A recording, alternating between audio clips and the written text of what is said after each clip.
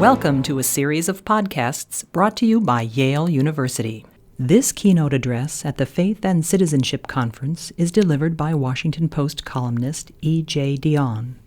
It was part of a two-day conference held on May 3rd and 4th at Yale Divinity School.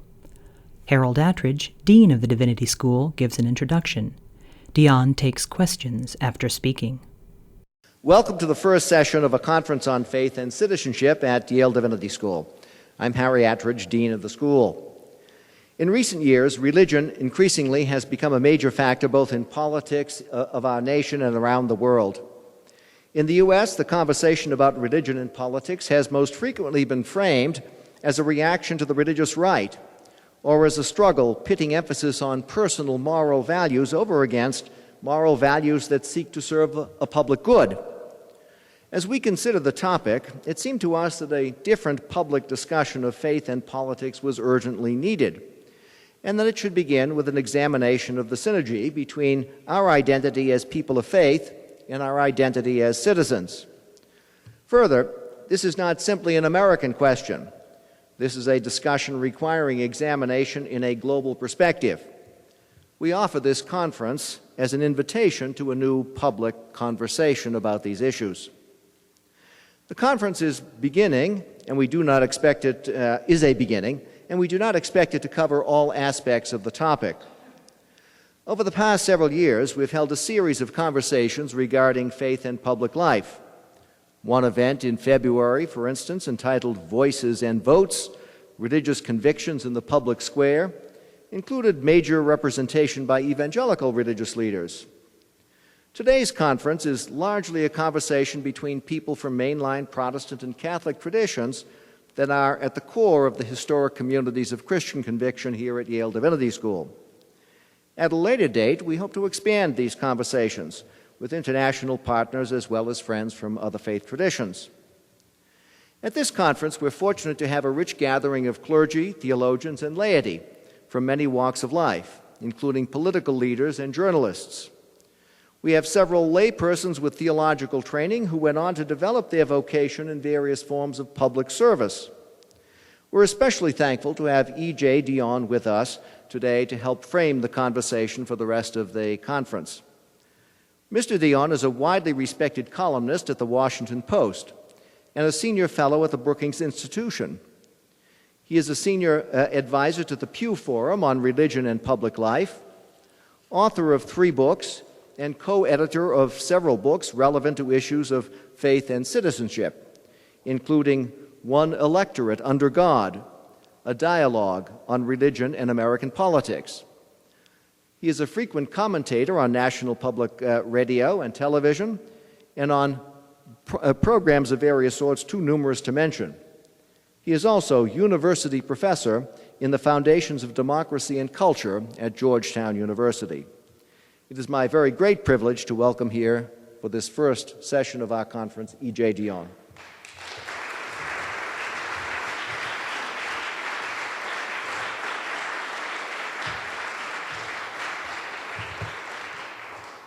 I'm assuming my talk will be sold with the SpongeBob reruns.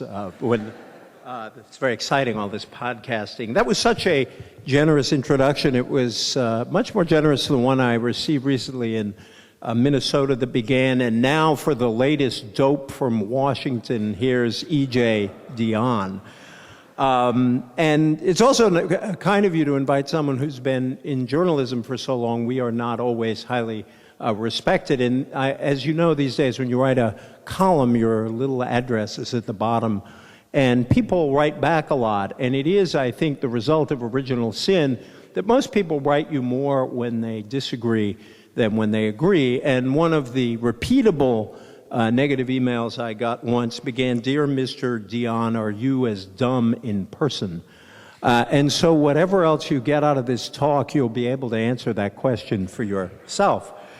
I love talking about this subject, and I especially sort of like the idea of kind of turning it around, because we've gotten so accustomed to the idea that religion lives on the right and only on the right end of the political spectrum. And some people here have heard me tell this story before. It is one of my favorite stories on this subject, and it's the story of Mrs. O'Reilly being taken to the polls by her son, and Mrs. O'Reilly is 89 years old. She has always voted straight Democratic. Her son is upper middle class, very successful. He started voting for a lot of Republicans. His mother's sort of political loyalty frustrates him a little bit, but he still takes her to the polls. And one day, as always, he asks her, how are you going to vote? And she says, as always, straight Democratic. And the son finally, in frustration, looks at her and says, you know, Mom, if Jesus came back to earth and ran as a Republican, you would vote against him. And Mrs. O'Reilly replied immediately, hush, why should he change his party after all these years? And I think a lot of the commotion in our politics right now is a lot of people seem to think he has changed his party after all these years, but we will get to that. The other thing is there are many varieties of faith-based politics that we don't pay any attention to. And Mario Cuomo once called people's attention to one I bet you didn't think of. Certainly I didn't. He described a gentleman called Fishhooks McCarthy. And Fishhooks was a member of the legendary Albany Democratic Machine. And Fishhooks would go into St. Mary's Church in Albany, New York, every morning, and he would pray the same prayer, Dear Lord, give me health and strength, I'll steal the rest. It's a unique approach to faith-based politics. It's not only a great honor to be here to give this address, it's also intimidating, and intimidating on many fronts. First, this audience includes many, many people I admire and who have given so much serious and profound thought to the issues that I am trying to address. Notably, 2 Yale Divinity grads who have rendered so much distinguished and courageous service to our country. Gary Hart, is Senator Hart here? Where is he's on his way. Neither of them are here yet, but they're both on their way. And the other representative, David Price of North Carolina. I just want to say about Senator Hart that as a journalist, as a result of him, I made one of the biggest mistakes I've ever made as a journalist. He came to a lunch I organized at the Brookings Institution months and months and months before 9/11, and he and Senator Warren Rudman had been working on a commission on terrorism. And he was positively engaging, persuasive, and petrifying over the terrorist threat that we confronted. And this is long before 9/11. And to this day, I kick myself for not jumping up and down and writing about it. And I'm very, and I think our country would have been a lot safer if we had paid attention to him then. And I think he's been ahead of the curve on a great many issues. And David Price is, for those of you who don't know, is a brilliant congressman from North Carolina. God works in strange ways. When he was first elected, he was running against a very, very conservative Republican who was also part of the Christian right. And this Republican sent out a mailing saying if David Price is elected, it will be a victory for Satan. That argument did not go over so well once people learned that he not only went to this august institution, the Yale Divinity School, but also that he was an elder of, I believe, his Presbyterian church, and he defeated the incumbent in that race by about 20,000 votes. David, however, also has written a great deal about religion and politics, and I just want to share something with you from David because I think it bears very much on what we're going to be talking about here in the next couple of days. In an essay, he called on us to recall the words of Lincoln's second inaugural, all the more remarkable, he noted, for being uttered after almost 4 years of civil war. And as many of you know, Lincoln said, both sides read the same Bible and pray to the same God, and each invokes his aid against the other. It may seem strange, Lincoln went on, that any men should dare to ask a just God's assistance in wringing their bread from the sweat of other men's faces, but let us judge not, that we not be judged. The prayers of both could not be answered, and that of neither has been answered fully. Price went on to say, quote Reinhold Niebuhr, who wrote that this passage puts the relation of our moral commitments in history to our religious reservations about the partiality of our own moral commitments more precisely, I think, than any statesman or theologian has put them. Lincoln expresses the moral commitment against slavery in uncompromising terms, along with his determination to finish the work we're in, but there follows the religious reservation the recognition that ultimate judgment belongs to God alone, the refusal, even in this extreme instance, to presume an absolute identification between his own cause and God's will. And David went on to suggest that we reject the political pretensions of those who would claim divine sanction for their own political program. There are compelling reasons for this, he said, rooted in the theology of divine transcendence, human freedom, and responsibility, and the pervasiveness of sin and pride for refusing to identify any particular ideology or agenda with the will of God, and for rebuking those who presume to do so. For the prophet Isaiah said that, "For my thoughts are not your thoughts, and neither are your ways my ways, says the Lord." Thus endeth the lesson from David Price. Father Brian Hare was supposed to be here, and I am very sad that he can't be. He was another one who intimidated me. He is not only one of the most brilliant people I have ever met, but also the warmest and least arrogant, and I always wonder how he can manage that. And my friend Amy Sullivan, whom I saw earlier, where are you, Amy? There you are. Who has done so much fine work on this topic and is publishing a brilliant book next year, which everybody in this room should read. And there are really so many others. But I was also intimidated by the subject itself. I am being asked to address and resolve, as far as I can tell, all of the most difficult questions revolving around religious, political, and civic life, not only in the United States, but around the world. Now consider what this means. This means not just our own struggles for religious freedom over justice and religion's role in American public life. It also presumably means the role of Islam in world politics and Islam's attitudes toward freedom, tolerance, and pluralism. It means the rise of Hindu nationalism in India and the struggles between Hindu nationalist, Muslim, and secular forces in the largest democracy in the world.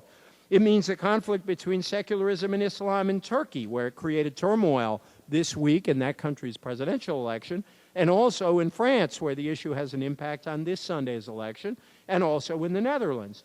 It means discussing the battles between the Catholic Church and the socialist government in Spain, the complex relationship between Catholicism and government in Poland, and debates in Israel over the formal role of Orthodox Judaism. It means talking about the struggle for religious freedom in China and in many other nations where religious liberty is curtailed or denied.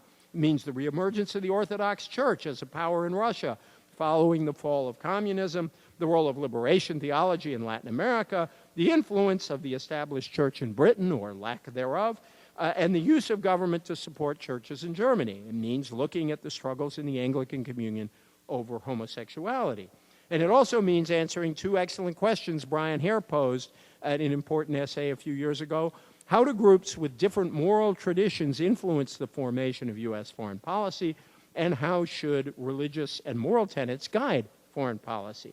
And, God help me, that is just a partial list of the issues before us. Well, I discussed my problem with John Lindner, and John, thank you for all your work on this conference.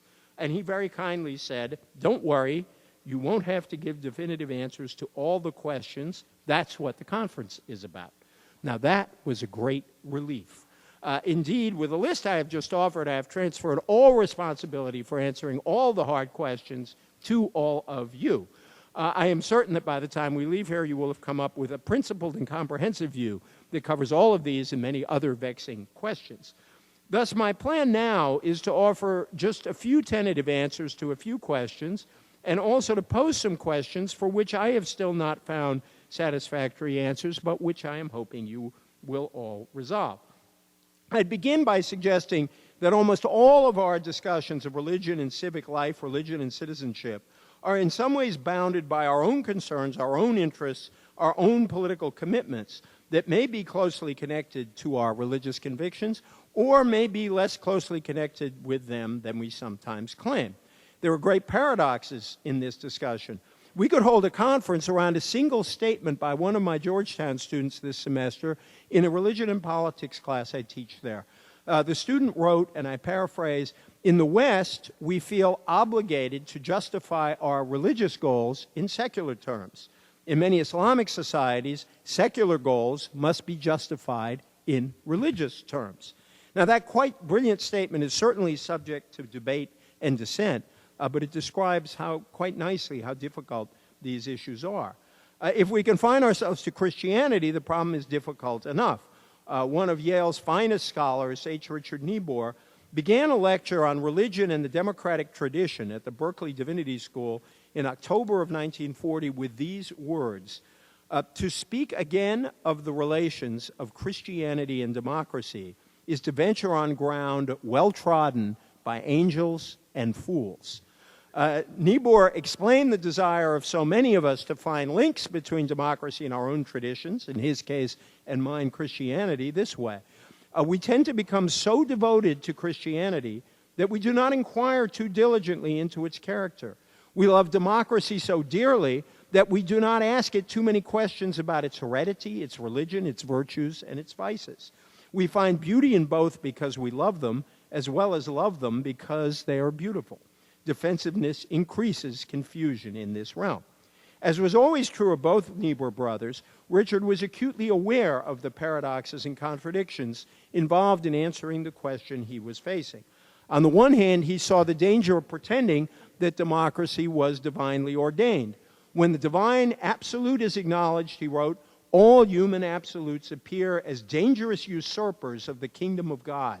He noted that if Lincoln's phrase, of the people, by the people, and for the people, were taken literally, as Lincoln himself did not take it, Niebuhr quickly added, then Christian faith must question it as an adequate definition of government. Niebuhr went on. No people can live in the world of God who live for themselves, who consult only their own desires in making laws, who are their own last court of appeal, their own beginning, and their own end. Yet in the end, perhaps reflecting the fact that he, like many of us, perceived beauty in both Christianity and democracy, concluded that democracy is a gift which is added to men who seek first the kingdom and its righteousness. Here's how Richard Niebuhr reached that conclusion. The positive relation between Christian faith and democracy, he wrote, is more a moral and intellectual one.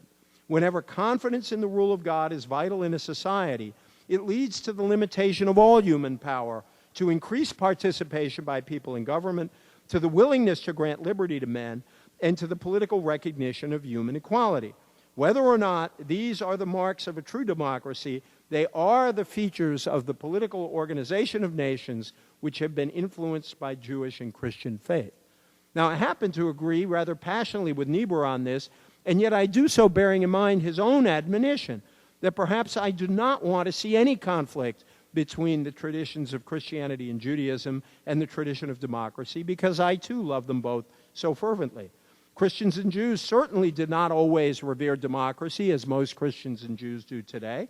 At the very time Niebuhr spoke, a significant wing of German Christianity was defending dictatorial rule that led to genocide. My own Catholic Church was far more open to democracy after Vatican II and the papacy of Pope John XXIII than it was before.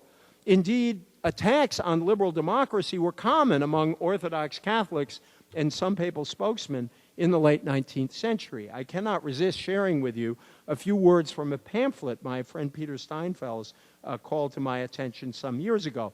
It was published in Spain in 1886 with the delightful title, El liberalismo es pecado, Liberalism is Sin, by a gentleman called Don Felix Sarda y Salvini. The essay was so ferocious that even the Vatican's Holy Office, which was then not all that hot on liberalism, condemned it while also rebuking its detractors. Liberalism, the pamphlet declared, is a greater sin, and I'm quoting it, a greater sin than blasphemy, theft, adultery, homicide, or any other violation of the law of God. It is the evil of all evils, the offspring of Satan and the enemy of mankind. The author of this pamphlet condemned the odious and repulsive attempt to unite liberalism and Catholicism.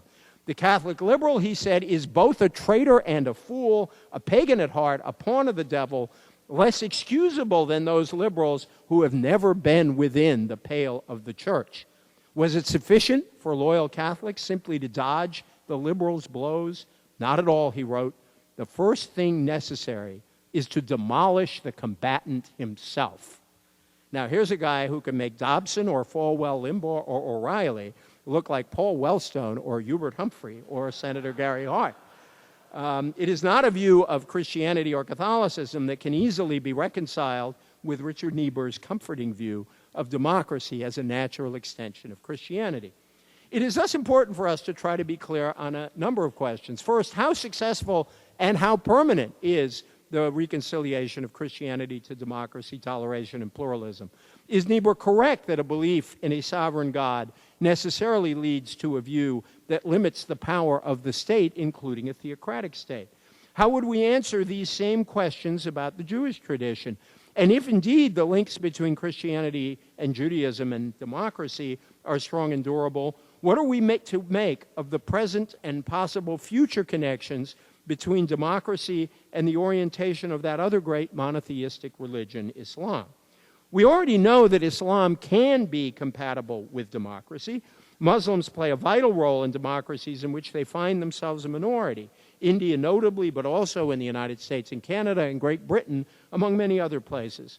We also know that Indonesia, the largest Muslim country in the world, has enjoyed some success in its struggle toward democracy. That Pakistan, with the world's second largest Muslim population, has had moments of democracy. And of course, Turkey, despite past and current problems, has also made democracy work. I have not brought up where Iraq fits into all this because we already have more than enough problems to deal with as it is. Now, there is a great debate on how successfully Islam can accommodate itself to modernity and democracy as a theoretical and theological matter. Now, true, as those quotations I just read suggest, many once doubted Roman Catholicism's ability to make such an accommodation, and perhaps the Catholic example is a heartening one. Yet Catholicism itself was greatly affected by the Reformation and the Enlightenment. It had and continues to have a kind of dialectical relationship with modernity. What of Islam? In thinking about this, I went back to an important essay by Fuad Ajami on what he called the impossible life of Muslim liberalism. I cite it here because I think it describes the challenge and because it has the same texture as so much of what was written about Catholicism's failed encounter with liberalism in the late 19th century. Ajami wrote, "A whole literature of Muslim apologetics has stressed the compatibility between Islam and democracy, Islam and tolerance, and so on. All that literature was part of a long intellectual dialogue that these modernists had carried on with Western intellectuals and clerics. They were busy debating with a foreigner. They looked past the popular sensibilities of the masses, past the intolerance of religion and the obscurantism of religious institutions, and thus they were not ready when Islam refused to take a bow to deliver its exit lines." Now, it seems to me that the task that both Niebuhr's and John Courtney Murray, among others, took on in the 1940s and 1950s to develop what might be called a theology of democracy is once again an urgent task. It remains urgent for Christians and Jews, but it is also vital work for many others, including our Muslim brothers and sisters. Related to this is the work we must do in the West in developing a model of pluralism that deals not simply with toleration among different varieties of Christians, not simply with openness between Christians and Jews, but with the question of what religious pluralism looks like when religious diversity explodes in free societies. Will Herberg's famous book about American pluralism from the 1950s, Protestant Catholic Jew, would now have to be called Protestant Catholic Jew, Muslim, Buddhist, Hindu, Sikh, Jain, Confucian, Baha'i. And I know I'm leaving some people out, even in that ungainly, if reasonably inclusive title. How are free societies to manage religious freedom in this context? There are many models, but two very distinctive ones, the American approach and the French approach, call themselves to mind. Consider the 2003 controversy in France over the ban on Muslim headscarves and other conspicuous religious symbols in the country's public schools.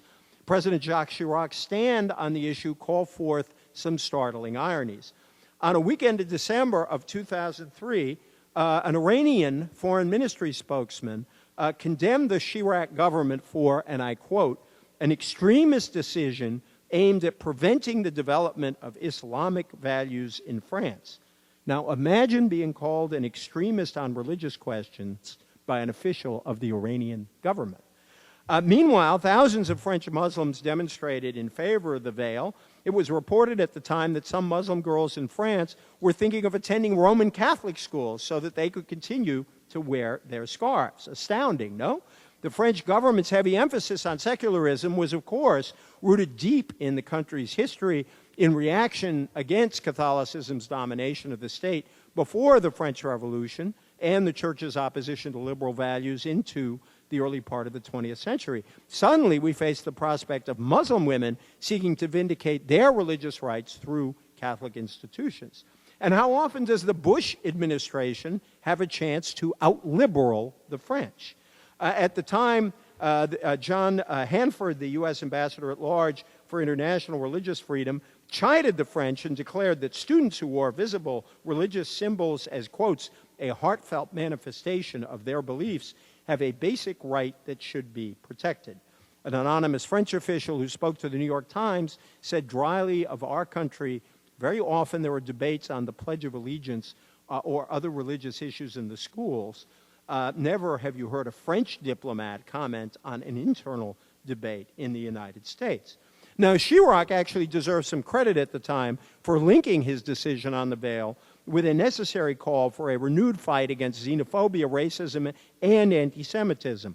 He acted in response to both liberal and right-wing fears. French liberals worry about the rise of anti-Semitism and the challenge that headscarves pose to women's rights. The far right gained ground, although blessedly lost some in the last election, in the first round of this election, by exploiting prejudice against Muslim immigrants. But I think Chirac's problem was made more difficult because the French version of secularism is different from its American variant. The American approach provides more room, I think, for settling conflicts of the sort France and others among our European friends now confront. One does not have to be a chauvinist to see certain advantages to the American approach. And I should just say that, as you can tell from my last name, I am of French background. I am the worst kind. I am a French Massachusetts liberal. And so I take no joy in bashing the French. I once wrote a column saying I wanted to create a Franco-American anti-defamation league. So I don't say this for the usual freedom fries reason, but rather because I think there is something very powerful about our approach to pluralism. Both France and the United States see their respective governments as secular in the sense that they do not sponsor any particular faith. But the historian Wilfred Maclay has noted that there are at least two kinds of secularism. One is largely negative, aimed at protecting religion from government establishment and interference. The other sees secularism as an alternative faith that supersedes the tragic blindness and destructive irrationalities of the historical religions. People are free to act on their religious beliefs in private, Maclay has written, as long as they do not trouble the rest of us with them or disturb the proverbial horses. Maclay is critical of this view and prefers the negative approach because it limits the government's claims and respects religion's contribution to the public realm. On the whole, the United States has operated within this limited framework, while French secularism has been more aggressive in pushing religion to the margins of public life. The difference between the approaches has already played itself out on the schools issue. In 1995, the U.S. Department of Education issued guidelines that drew a distinction between the rights of individual public school students and the duty of teachers and school administrators. The public schools were not to have formal organized prayer, but students were free to wear religious garb and symbols, to pray voluntarily on school grounds, to read the Bible or other holy books at study halls. But school officials had a duty not to endorse any religious doctrine, nor could they coerce students into participating in any religious activity. The balance President Bill Clinton said at the time, demonstrated that the Constitution does not require children to leave their religion at the schoolhouse door. These guidelines became a bit more ambiguous after a U.S. Supreme Court ruling on the Religious Freedom Restoration Act, but the idea behind them is still right. Government institutions should not sponsor religion, but must respect the consciences of individuals who operate within religious traditions. Later guidelines gave the same protection to religious federal employees. Now, the American tradition cannot simply be transposed to France or to other nations, and before we Americans crow, we should reflect on expressions of religious bigotry in our own history. But the conflicts that confronted Chirac and face many other Western nations suggest that America's limited form of secularism may well, as Maclay has written, provide an essential basis for peaceful coexistence in a religiously pluralistic society. The more limited American secularism is in fact rooted in a basic respect for religious traditions and not in hostility to religion. Our friends among those you might call the neo-atheists may have a problem with this, but I think that experience suggests that it is a sounder and at least more practical approach. I say this, by the way, with great respect for our non-believing friends, because I think Peter Berger was right when he wrote, God has not made it easy for human beings to believe, and the world provides good grounds for unbelief. But respecting the many who believe, and who believe in diverse ways, will, I believe, bring us closer to authentic freedom than the imposition of a pure or dogmatic secularism. Now, I have spoken so far about religious faith and democracy and religious freedom at a time of radical diversity. But these aspects of the question lay heavy stress on individual rights, the positive right of individuals to participate in the process of governing themselves, and the negative right of individuals to hold their views, including their religious views, free from coercion by the state. But where does the community fit in here? The idea of common bonds and common duties. What do we have to say about the requirement described in the Christian tradition as an obligation to the least among us, and in the Jewish tradition as tzedakah, the obligation to act charitably toward others, and tikkun olam, the obligation to repair and improve the world. The quest for community, I believe, is at the bottom of so much of the recent commotion about religion's role in public life in our country. One of the central facts about the United States since the 1960s has been the disestablishment of white Protestantism as one of the central organizing forces of American moral and cultural life. The election of John F. Kennedy marked the full entry of Roman Catholics into the mainstream of American civil rights. The civil rights movement sought to right historic wrongs done to African Americans. The 60s saw the sweeping away of many long-standing social and economic barriers against Jews, and new movements to defend the rights of immigrants from Latin America, Asia, and the Caribbean. We see all these things as great social gains, and we are right to do so. I certainly welcome them all. But with the decline of the cultural influence of white Protestantism came the loss of a civic glue that the old Protestant values provided, a civic glue that in many cases was mixed in this at this very institution. The new discourse about religion in public life is more inclusive and, in theory at least, far more open. Yet for all its newness, I think our current discourse still looks back to the older Protestant tradition in America as it tries to mix a new civic glue, a public philosophy that tries to marry individual and social responsibility, personal and public fulfillment. I should note that I think all Americans, Protestant, Catholic, Jew, Muslim, and even atheists, are all a little bit Protestant because we have all been shaped by this great individualistic tradition. And I once covered the Vatican for the New York Times, and I can assure you that many of my friends in the Vatican also thought that American Catholics were more than a little bit Protestant. I will not pretend here to provide a magic recipe for a new civic glue. I do think that some of its ingredients can be found in the writings of the Nieburs and Philip Selznick and Robert Bella, Michael Walzer, Bill Galston, Amitai Etzioni, Jim Wallace, and of course my friend Brian Hare, and indeed for many other thinkers who are gathered in this room. I think that some of the recipe can be found in the theologies developed in the civil rights movement and in the African American church, including notably the sermons and teachings of Martin Luther King Jr., in the rich tradition of Catholic social thought, in aspects of the Protestant social gospel, though with the important corrections offered by Reinhold Niebuhr, and also in the new enthusiasm within modern evangelical Protestantism for environmental stewardship and an engagement to the poor. In my view, there has never been a better moment for a new religious conversation, especially one organized around the theme of community. We meet at a moment when the religious winds are changing. The future of religious engagement with American public life will not, I believe, be defined by the events of the recent past. Beginning in the late 1970s, much of the public discourse assumed that religion lives on the right, an assumption that shaped how religion was covered in the mass media.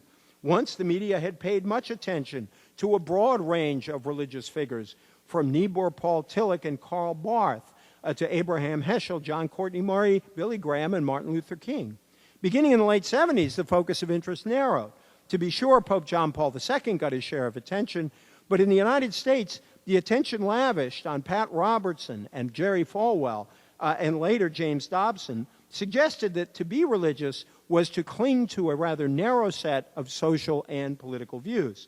The public voice of religion, as reflected in the supposedly liberal mass media, was deeply inflected with a particular brand of conservative, often Southern evangelicalism.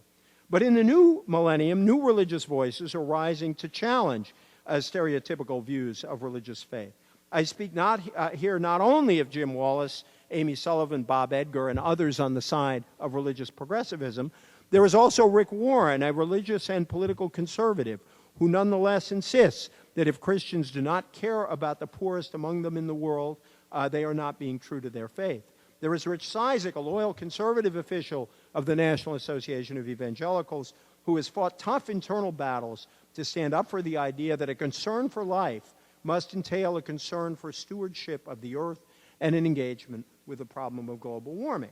And there is Bono, who once said that he could be considered a man of the cloth only if the cloth was leather. He, too, has challenged Christians to stand up for the poor.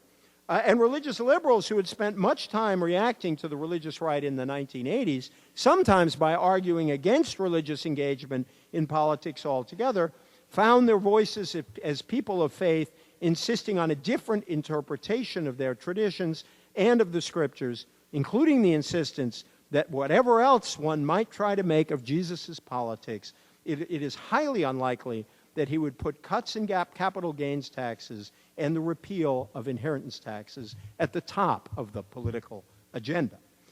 The era of the religious right is over. Its collapse is part of a larger decline, I believe, of a certain style of ideological conservatism that reached high points in 1980 and 1994 and collapsed in 2006. The end of the religious right certainly does not signal a decline in evangelical Christianity. On the contrary, it is a sign of a new reformation among Christians. Warren and Cizik are representative figures who are trying to disentangle their great movement from a political machine. This historic change will require liberals and conservatives alike to abandon their sometimes narrow views of who evangelicals are and what they believe. And it will encourage conservative evangelicals, I think, to reopen lines of communication with more progressive Christians and with others on the center and left in politics.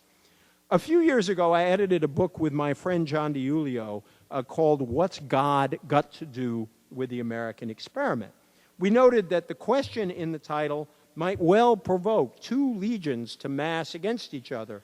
They would offer sharply differing accounts of the role of God and organized religion in creating and nurturing the American experiment. In one view, it is America's pluralistic and secular constitution that has promoted freedom, diversity, and oddly, the very strength of America's religious communities.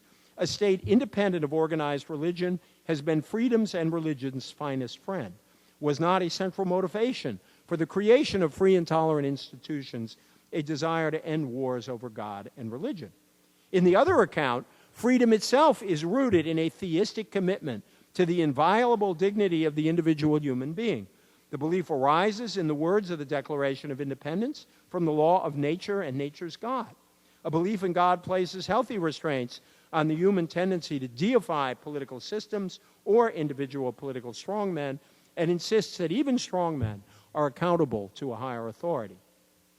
Now, in truth, these views are not necessarily mutually exclusive.